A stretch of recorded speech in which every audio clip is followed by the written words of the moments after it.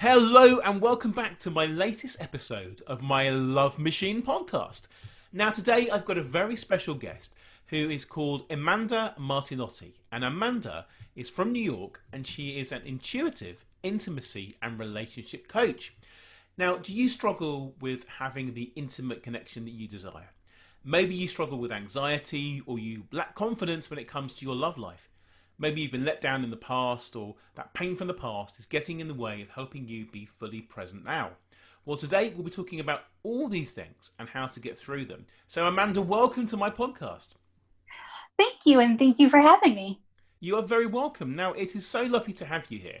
I don't fully understand what an intuitive intimacy and relationship coach is. So, can we start by you telling me and my listeners who you are and how did you discover this cutting edge holistic type of coaching? Absolutely. So my name is Amanda Martinotti. I began actually 10 years ago studying tarot and spirituality, but as I started learning about spiritual gifts, I actually began watching just relationships around me and interacting with people and seeing how people interact and seeing the way that they react to different intimate things. And then as I became older and I got into some of the BDSM and the kink scene, I also started seeing even in that, there's a lot of patterns that I noticed, that there's a lot of trauma and there's also a lot of things that hold a lot of people back from finding that relationship and that intimacy that a lot of us look for and that we all want in a relationship. So what I do is I do something called Reiki or energy healing. And what I do is it's done over a distance, especially right now, just because of COVID and because of the virus. I think a lot of people are more comfortable anyway doing things at a distance just because this pandemic is, going crazy. But what I do is I look at the energy, and when people talk about their past or their traumas, I see a lot of it through the energy and the way they talk, and then I pick up on that, and then I work on healing that energy with them so that they can enjoy that intimacy that they're looking for. Do you do this visually or by noise, by hearing them on the telephone? How do you do this? How does a session work with you? So I personally like to either do voice or I like to do over messaging because I actually pick up on energy also through messaging, which a lot of intuitives, they tend to pick up on it more through video, but actually I find it to be a little too distracting to have video. So it's a lot easier for me to find my focus on the way that someone words something, but it's also the way that I feel, because also as an intuitive empath, I do pick up on emotion, I pick up on nervousness, I do pick up on uneasiness if someone's not feeling right. If I'm not careful and I'm not shielded, if I'm like in a grocery store, I'll get really sick. So I have to be really careful. So when you have this, is it just like a voice in your head, or is it just a feeling that you've got? How do you connect with this? So usually the first thing that happens is I get a feeling, either I'll get like a buzzing or a tingling, but I'll also get an emotion. And then also as associated with the emotion, I tend to get flashes of psychic information. I'll see somebody's past. I'll see sometimes if somebody's, for example, been in a very toxic relationship, I'll see symbols that may pertain to abuse either emotionally or in a physical way. Have you trained yourself to do this, or is it just something that's always been there when you were small? I actually began at a young age. I was never very aware of it because I started at about 3 or 4 years old. But, at that age, you're really not aware of, well, I just might have a gift, to a child. It's just, oh, well, this is the way I am. But as I grew older, it became really frustrating to understand. Like, I wanted something that a lot of people don't understand in relationships. But as I started studying and I started learning further about empaths and intuitive guidance and tarot readings, I started learning how to control my abilities and also how I can use my empath abilities to also help people heal. That's amazing. I think a lot of coaches do have to have a certain degree of empathy, because when we're working with people, we're working with so many emotions and so many. There's a lot of trauma, like you said, in many people's lives. We have to deal with that and understand it. And if you can't understand it, then you're probably in the wrong profession, aren't you? I completely agree. And, one of the biggest things I think I see some coaches struggle with is especially the hard to deal, I know myself, the hard to deal clients, some clients come in and they're very angry, they're very hostile. And that is one for me, one really big signal that there's definitely some kind of trauma. A lot of times when people are very defensive and they don't know somebody, there's usually a fear behind that. It's a blockage, really, I think, isn't it? Yeah, definitely. I've seen, there's all kinds of emotions out there. I've seen someone come in and just kind of laugh through everything, be really nonchalant about some really, just for out of respect for my client's privacy, some really not so pleasant experiences, and just being really nonchalant about it. But I've also seen somebody cry. I've seen somebody become just really hostilely angry. And as a coach, it's really important for us to learn how to control our own emotions to be able to help them. Because I think if we're all over the place and, we're really upset or we're nervous or we're feeding off their energy, it only just makes it, I think, worse for them, because then they also know that, we're also feeling that. So one of the things with my sessions is I always make sure that I go with a clear mind. I make sure that I meditate beforehand, and then I make sure that I'm very calm. How would you clear your mind afterwards? I imagine you have quite a lot to deal with during a session, and you don't take it home with you, do you? Oh, absolutely not.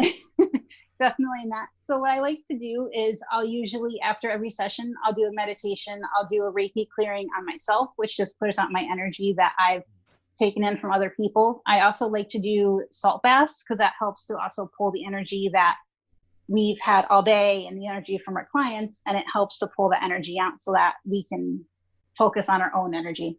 How does that work? So the best salt, really, you can use Epsom salt, you can use pink Himalayan salt, and that's what I swear by. So salt naturally pulls out toxins out of the body. Like if you've ever, like a lot of times, even if let's say somebody has a infection, they might have a infection or tooth and they can't get to the dentist until the next day, they'll, say wash your mouth out with salt, and it's because it pulls out the toxin. But a lot of times toxins can also be an emotional manifestation. So when the salt pulls out the energy, and that's why, like, if you've ever waken up or you've ever came out of a grocery store, and a lot of us are very tired and really groggy, but then we come home and we get water and, we take a shower or something, we feel better. It's because we're releasing all of that energy that we're absorbing. So are you bathing in this, or are you drinking it? I'm bathing. I definitely don't suggest drinking salt water. I see, because I've done that. I've had an Epsom salt bath a few times. I've done flotation tanks. So I do understand the benefit. I think it's an amazing thing to do, and it can really help. Helps you unwind, doesn't it, and just refresh yourself. Oh, definitely. And, Epsom salt is great too if you have aches and pains. I have tendonitis in my foot, so Epsom salts are kind of something I swear by for everyday use too. I understand now. I had visions of you drinking it. That's why you said when it was a fast. I thought, hang on a minute. I never heard of a salt fast. How's that going to work? It's going to make me thirsty. maybe Definitely not. No. Let's go back to what you do during your sessions. If someone wanted to have a session with you, how would they benefit, and what sort of reasons would they come to you for it in the first place? So I help with everything. Relationships, I always say, usually start with us, and we'll start with self-care. And I usually see it in people who come, they might have a question about a relationship. They also tend to ask about, it's funny because they also tend to ask about career. And there's actually a very interesting link between the two, because if there's a lack of self-care in us, it travels through career, it travels through relationships. So anybody who wants to have a better relationship, they want to understand, why they're acting the way they are, why it's hard to overcome, let's say, like opening up to people and not being so closed off right away, or why they keep seeming to find very similar partners and it always ends up in the same heartbreak. I help them understand why that's happening and how to break the cycle and what's going on internally so that they can have a fulfilling relationship and finally find that person that they're looking for. So you're providing them with clarity and an understanding they haven't got before. Yeah. And I tend to look at trauma, and a lot of times, a lot of people, they don't realize that trauma, even from a child or from your childhood, tends to also transfer into your relationships later. And it is in a way kind of like having an infected wound. Like it starts out as a wound, but if you don't clean that wound, if you don't take care of it, it can lead to further problems. And having an energy block actually works that same way. That sounds great because I was saying this in another podcast that I've done recently, and many people have got memories from childhood. They're little comments someone's made to them, or actions, or maybe they were bullied at school, and they carried this forward and they've taken it through to adulthood, and it's stopping them from meeting somebody because they've got this fear that they're never going to meet somebody, or they're not good enough, or they've been rejected. So I'd imagine you'd help with those sort of things, wouldn't you? Yeah, I definitely see a lot of the confidence coming in because I definitely see, a lot of people as they overcome one heartbreak, then they get kind of in a way what I call imposter syndrome, which is, am I good enough for that person? And a lot of times it's because as a child, we might have had trauma such as, parents who they might have loved us, but they might have really harped on us about like a grade, the parents who always want you to get A's. And if you got a B, like heaven forbid you got a B, you weren't getting dinner for a night. Yeah, I have been there, flooding back. So, do you deal with the attachment styles then, like if they were anxious or secure and those sort of things when with their parents? Yeah, I definitely deal with that. I also deal with if they seem to notice that they push a lot of partners away because they're overly clingy. There's usually an energy block, and a lot of it is because there's some insecurity. Their partner's not giving them something that they need, and they're subconscious to not realize it. So they feel, at least in my sessions with clients, they feel that if they cling onto them, it's going to keep them there. But in fact, it 9 times out of 10 pushes people very far away. It would do. That's how it works, unfortunately. The reason I ask, I'm working with a client at the moment, and she told me yesterday that she has got a very anxious attachment style, and she was asking me how I would help her to get through that. And I've got my own ideas, but it sounds to me I ought to send her to you, and maybe to release that from her, because it's been holding her back quite a long time. So, I would definitely love to help. To me, that sounds like there's some past trauma from a relationship and it hasn't been fully healed. So it's posing as a lot of anxious activity. A lot of times when people have had really bad heartbreaks, or they've been completely in love and really comfortable, and all of a sudden the guy just up and walks, and there's no, or even the woman, there's no answers, and they just come up and leave. It leaves a deep scar. And then a lot of people, the next relationship, they're like, when are they going to leave? Oh my God, are they still interested in me? And it's a vicious cycle, but it can be overcame with intuitive healing, and with helping them to understand that just because a not so pleasant past relationship happened, it doesn't mean that it's going to hinder you from having happiness in the present time. I quite agree. That's what I tell my clients. Just because one person treated you badly or you had a bad experience doesn't mean that you should judge and expect that from everyone else in the future. So, do you tend to deal with men and women equally, or is it more women? And who would be your ideal client that comes to you? I actually see both. I do tend to see a lot more women. I think it's also just because a lot of women are a little bit more, I don't want to Open-minded? say ashamed, but a little bit more um, embarrassed that they might have some intimate problems going on. And that can range from, someone who's afraid of being intimate with herself, or being afraid of being intimate with a partner. Whereas most of the men clients I've had, because I do also work with men, they're more able to just be like, hey, what, this and this is going on. So what do I do? Do they have similar sort of problems, or do men have different issues completely from women? I notice men tend to have more of the physical intimacy issues, and they don't tend to understand that, women, we need, a little bit of warming up, and it's not just like, well, let's just jump into bed.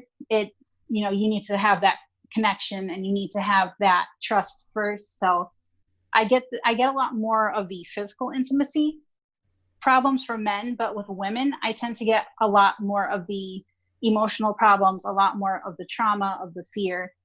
Okay, that's really interesting because I can see why men and women would come to you for different reasons, and that does explain it quite obviously to me now that that is the reason why they would do that.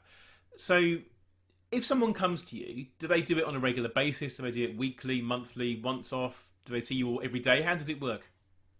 So I usually suggest one session to start, but I do suggest one session a week for at least 6 to 12 months, because a lot of times trauma, like I said, it usually comes from years of not working on it. So it does take a little bit of time to overcome it, because there's usually a lot that has to be done to, for a lesser term, to get kind of that trauma out of the body and out of the mind and out of the soul, to be able to finally get to that relationship and be able to be comfortable enough with themselves and be able to be comfortable enough with their person or finding that person.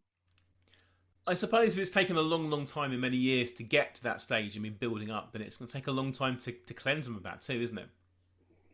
Yeah, I definitely agree. And I think, at least here in the United States, I've seen a lot of coaches who do things very cutthroat. So they do it very like, well, one size fits all. And from what I've seen in the clients I've worked with, it's not always a one size fits all answer. There's a lot of different clients who they just have different areas of problems. So having this intuitive ability also helps me to be able to give them a customized session so that I can help them directly and not just give them kind of one size, one answer kind of.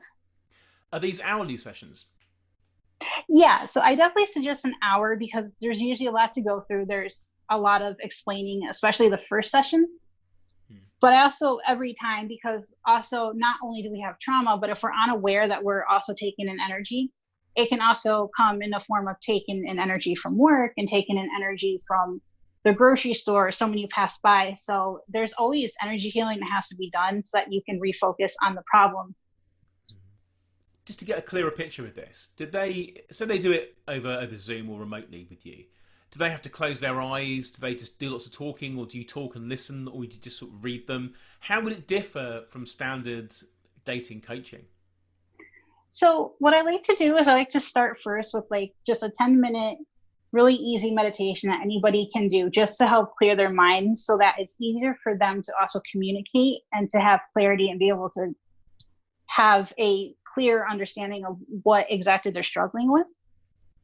And then a lot of it is just listening to them and allowing myself to feel and get psychic information. But I also use tarot or oracle cards. If they're not comfortable with that, then I don't use the cards. I know some people are kind of like, that's a little hoodooish, don't you think? Or, that's kind of superstitious. So I also, I understand that some people may not be crazy about the idea of using cards. Do you do automatic writing as well?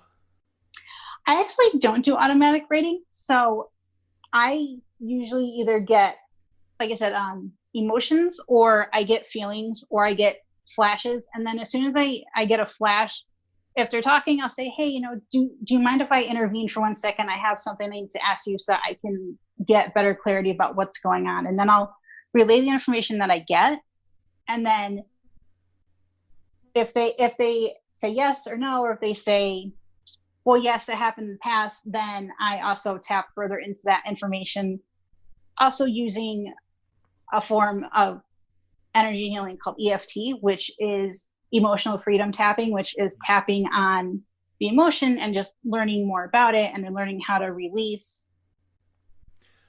I've heard very positive things about that, but when someone demonstrated it to me, it seemed complete nonsense, and I couldn't understand why that would work. But I have had many clients who've mentioned that they've tried doing that and it's been very beneficial. So I guess it must work. Yeah, I try to do it in a more practical way. Even with my intuitive guidance, I try to say it in a way that's more practical, and it doesn't just sound so spiritual and kind of magical, and not so, for a lesser word, Harry Potter-ish. Because I know, I've had some clients who they may not be very spiritual, so they may not want to understand or want to have it explained in a way that sounds kind of whimsical. So I usually pay very close attention to each client, and then I try to relate the information in a way that they understand that's also at a comfort level for them. I find that as a dating coach, it's really important that I do read people, and I can do it quite well, having been doing this for 15 years. But many years ago, when I was single a long time ago, I used to be into mentalism and conjuring tricks and those sort of things. So to impress people, what I would do is I'd try and read them and I'd tell them things about themselves. But I found I was getting so many things right by just making up and going with my intuition probably. And I stopped doing it. And it was scaring people to some degree. It scared me that I was getting so many things right. So I wonder where that's all come from and why that happened. I think it has made me over the years a better dating coach by doing it. Because it means I can understand people very easily. Whether I was just making up, I don't know. It's a mystery to me now, really, all in all. I definitely feel it's your intuition. A lot of times people tend to think that having a psychic ability means, you're able to like predict the future. And a lot of people underestimate our intuition, because our intuition is actually a very powerful psychic tool. It's just a different form. I remember when I first started, there was one time I was talking to somebody, and this was before I learned how to control my abilities. So I remember I would just say things just that would come to like top of my head. And she looked at me horrified, because she was like, and we were in a store. She's like, I don't know if you know somebody I'm connected to, or if you're friends with someone that I know, but you know way too much information to just be able to guess like that.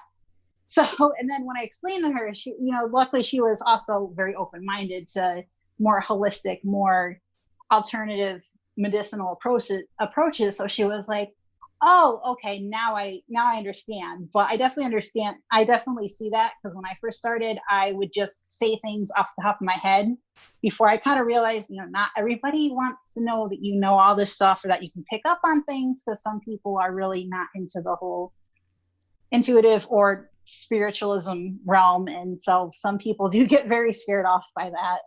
That was my experience with just making things up and getting so many things right that I was naming dead grandparents, telling them things about themselves they didn't even tell their closest friends. And I haven't done it for many years. I don't want to get back into it really, because it'll interfere with what I'm doing now. But it just absolutely fascinates me, because I believe it is possible, and I believe it's a very beneficial thing if someone is highly skilled and they can do it the right way, rather than just trying to manipulate someone just to make loads of money. But I think someone like you is good, because they can really help people and make a real difference.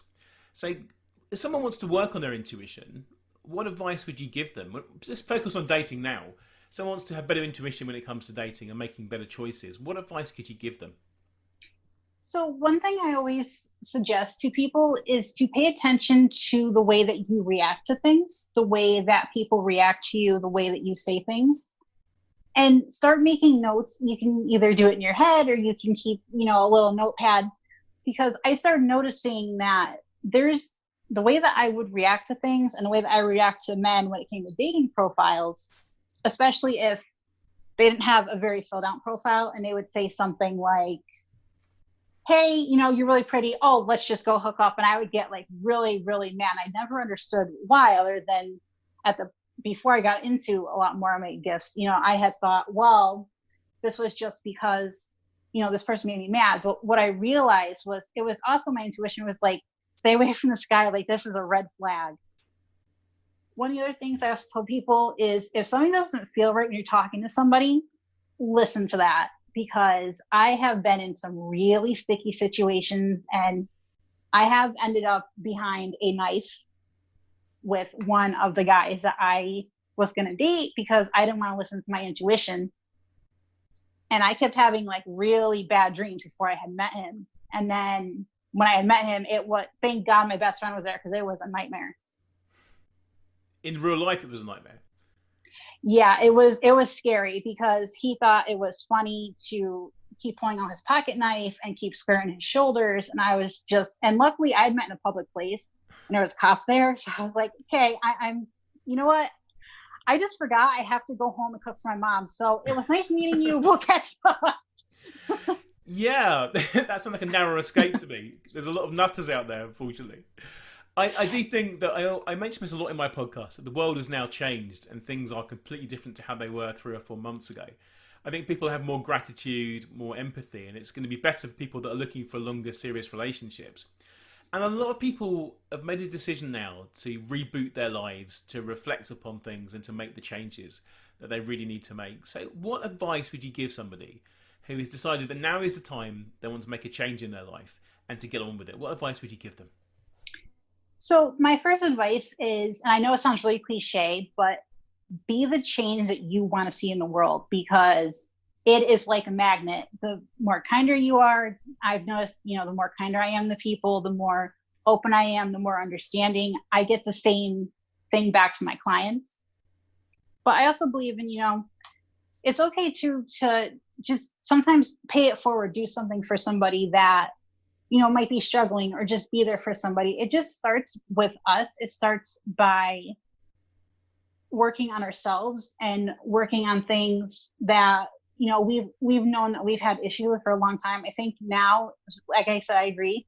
It's becoming a more empathic time. People are becoming more aware that, their energy and the way that they're connecting to people, they're more aware, even with like brands and people, people who want to buy brands. Even brands are becoming more conscious. We're seeing a lot of over here, we see a lot of the bigger retails, they're falling apart, and the more family owned businesses are rising up. And I think that's because now there's more of a sense of communion, and a sense of community, and a sense of well-being and connection. And so while this pandemic is crazy, I think it's also helping to bring people back together. I completely agree. I've seen it over here in the UK as well. Little corner shops that have been going for years, they're the ones that have been thriving now, looking out for people. And people are looking out for each other. They've been going out there looking after the elderly, people that have been shielded from the virus, people that are high risk. And the people are doing nice things now for each other. And we're more appreciative of that. And we know that what we've got is a limited time on this earth to have fun and to look after each other. And we're all in this together. So I agree with you. I think the best advice I give people is to try and leave people in better condition than when you found them. And I think that's the best advice I can give people for this podcast, that if you date someone or interact with them in any way, if you can help them, you can make the change like you said in yourself, and just change the world, and do something small. Go out there and do it, because the world needs every bit of love it can get right now. And I think that's a good thing. So anything else you can see coming up in the near future in terms of dating changes that might happen? Or anything you're working on, anything exciting? I'm actually seeing a lot more of what is being called and was being categorized. I've seen a lot of blogs about it. Mindful intimacy. So it's not anymore such a rush about getting in bed with, the next person who's readily available, but it's more about taking time and really feeling and actually allowing ourselves to open up to emotions, and really start acknowledging the people who deserve our time and our intimacy, rather than just giving somebody something for a hookup just because it's convenient. It's starting to become more of being with somebody, but with a purpose. I completely agree with you. I think hookups are over right now, because you can't have a hookup. You've got to take the time to really invest in getting to know somebody. And that's a good thing. It means you're going to give them a chance. And the longer you give them a chance, the more things you're going to like about them, the more things you're going to find that you have in common, and the more chance you have of making it work into a long-term relationship. Now, I would normally at this point in the podcast give you I made a mistake there. I would normally at this point in the podcast give you my 6 top tips myself on intuitive intimacy and relationship coaching, but I can't do that as well as you can. So I'm going to skip that bit for now. I'm going to say, if any of my listeners want to reach out to you directly, Amanda, how would they find you, and what do they need to do? So I actually have a website. It is www.divine, DIVINE, whispers, or I'm sorry, divine, ANIMAL, and then whispers, WHISPERS.com. Great. And they find the information on there about you and how to contact you and how to book a session. Yep. So they'll also get to read a little bit more of my background about how I became intuitive, how I really, found my path, how I started at a young age, but how I also overcame some hurdles in my own life, and then how it helped me to shape myself as a intuitive relationship coach and intimacy coach that I became now.